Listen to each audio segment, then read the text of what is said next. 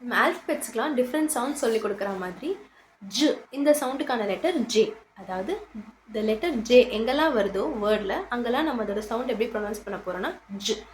அப்போது ஜ சவுண்ட் வர எல்லா இடத்துலையும் நம்ம ஜே தான் யூஸ் பண்ண போகிறோமான்னு கேட்டால் அது ஒரு கொஸ்டின் மார்க் தான்.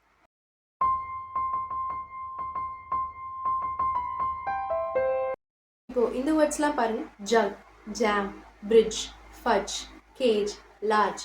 இந்த வேர்ட்ஸ் எல்லாத்துலேயுமே நமக்கு ஜ சவுண்ட் கேட்குது. ஆனால் ஜக்லேயும் ஜாம் இந்த ரெண்டு வேர்ட்ஸ்லேயும் ஜ சவுண்டுக்கு ஜே யூஸ் பண்ணால் கரெக்ட்.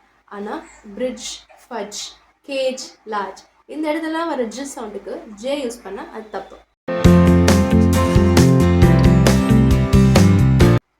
ஜ இந்த ஒரு சவுண்டுக்கு மொத்தம் 3 டிஃப்ரெண்ட் ஸ்பெல்லிங்ஸ் இருக்குது.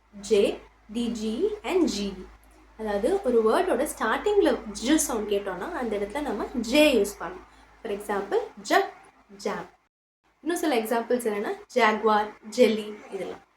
அதே மாதிரி ஒரு வேர்டில் ஒரு ஷார்ட் வவலுக்கு அப்புறமா நமக்கு ஜ சவுண்ட் வந்ததுன்னா அந்த இடத்துல நம்ம டிஜிஇ யூஸ் பண்ணணும். இப்போது இந்த வேர்ட்ஸ் பிரிட்ஜ், ஃபட்ஜ் இதெல்லாம் பார்த்தீங்கன்னா பிரிட்ஜில் ஐங்கிறது ஒரு ஷார்ட் வவல் சவுண்ட், இ இதான் ஐயோட சவுண்ட். அதே மாதிரி இந்த வேர்ட் ஃபட்ஜில் வந்து யூங்கிறது ஒரு ஷார்ட் வவல், இங்கே யூவோட சவுண்ட் அ. ஸோ இதுக்கப்புறமா வர ஜ சவுண்டுக்கு நம்ம டிஜிஇ யூஸ் பண்ண போகிறோம். இப்போது இந்த வேர்ட்ஸ்லாம் பார்த்தோன்னா கேஜ், லார்ஜ் இந்த வேர்ட்ஸ்லாம் பார்த்தோன்னா இங்கே ஏங்கிறது ஒரு லாங் வவல்.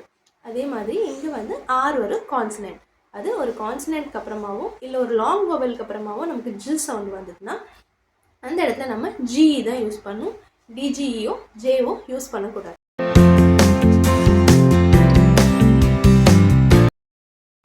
ஜ சவுண்டுக்கு நம்ம வந்து ஜே, டிஜிஇ அண்ட் ஜிஇ மொத்தம் 3 டிஃப்ரெண்ட் ஸ்பெல்லிங்ஸ் இருக்குதுன்னு பார்த்தோம்.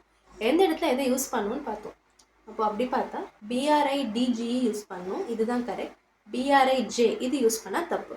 அதே மாதிரி எஃப்யூடிஜிஇ தான் யூஸ் பண்ணணும், எஃப்யூஜே யூஸ் பண்ணால் அது தப்பு. ஸோ இந்த ஸ்பெல்லிங் தப்பு, இது கரெக்டுன்னு சொல்லிட்டோம்.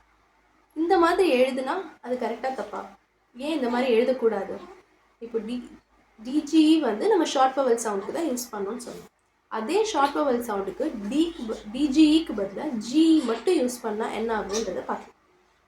இப்போ இந்த இடத்துல பிஆர்ஐ டிஜிஇக்கு பதிலாக பிஆர்ஐ ஜிஇ யூஸ் பண்ணோன்னா இந்த ஐ ஷார்ட் வவல் சவுண்ட் இலேருந்து லாங் வவல் சவுண்ட் ஐயாக மாறும்.